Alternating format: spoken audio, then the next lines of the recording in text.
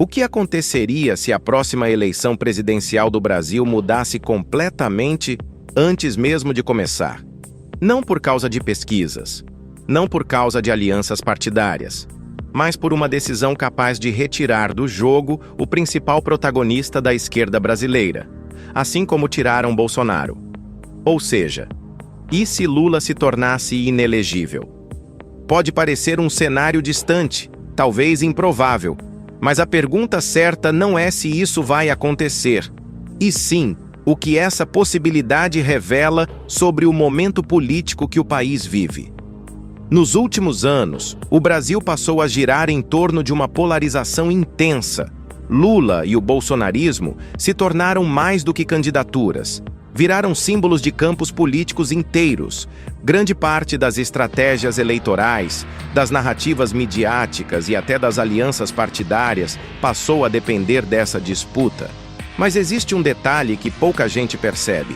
Quando todo o sistema se organiza em torno de duas figuras, ele se torna extremamente vulnerável à ausência de uma delas. E é aqui que o cenário começa a ganhar camadas.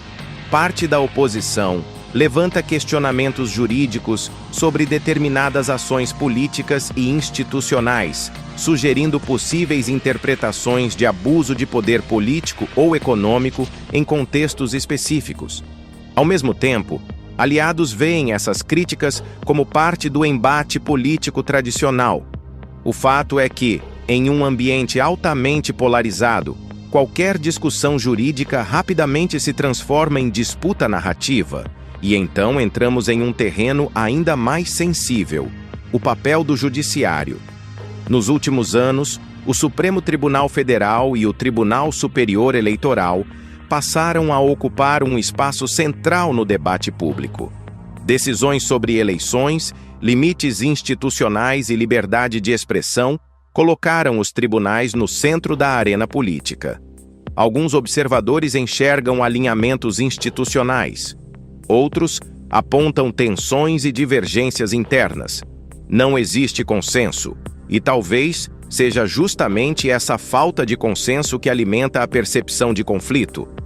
Mas aqui surge uma pergunta desconfortável. Quando o país está polarizado, uma decisão judicial consegue ser vista apenas como técnica, ou inevitavelmente se torna política aos olhos do público? Essa percepção muda tudo, porque, mesmo sem uma disputa institucional aberta e declarada, a simples narrativa de tensão entre poderes já influencia estratégias eleitorais, posicionamentos partidários e mobilização das bases. Agora imagine o impacto imediato caso Lula não pudesse disputar. O primeiro efeito provavelmente não seria na direita, mas dentro da própria esquerda. Isso porque o lulismo não é apenas um projeto político, é também uma liderança pessoal construída ao longo de décadas. Sem essa figura central, surgiria uma pergunta inevitável: quem herdaria esse espaço? Nomes poderiam aparecer, candidaturas seriam testadas, mas nenhuma delas possui hoje a mesma capacidade de mobilização nacional. O risco seria uma fragmentação interna logo no início da disputa. E quando um campo político fragmenta, outro ganha vantagem. A direita poderia avançar, mas também enfrentaria seus próprios dilemas. Existe uma divisão clara entre direita bolsonarista e direita não bolsonarista. Nesse vácuo, surgiria uma oportunidade rara para a chamada terceira via.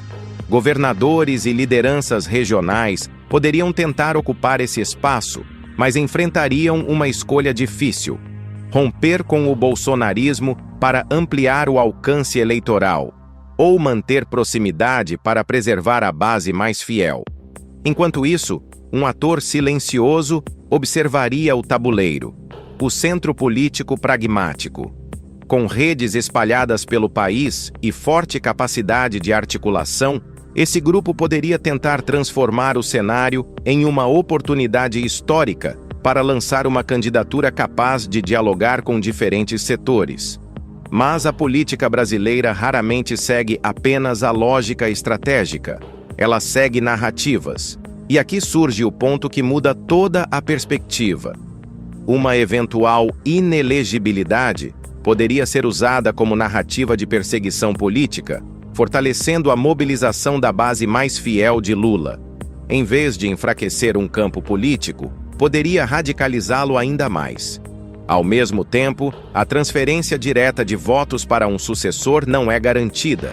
A história mostra que o eleitor nem sempre acompanha automaticamente as indicações de um líder. E então percebemos que o verdadeiro impacto não está apenas em quem sairia do jogo, mas em como todos os outros seriam obrigados a mudar suas posições rapidamente. Talvez a pergunta mais importante não seja se Lula poderia ficar inelegível. Talvez a pergunta real seja: o que acontece com um sistema político inteiro quando ele perde uma das figuras que sustentam sua estrutura? Porque nesse tipo de cenário, não vence necessariamente quem é mais forte, mas quem se adapta mais rápido. Agora eu quero saber a sua opinião. Se Lula ficasse inelegível hoje, quem teria reais chances de ocupar esse espaço? Deixe seu comentário com respeito, porque divergência faz parte do debate democrático. Se você gostou da análise, curta o vídeo, se inscreva no canal e compartilhe com quem gosta de enxergar a política além das manchetes.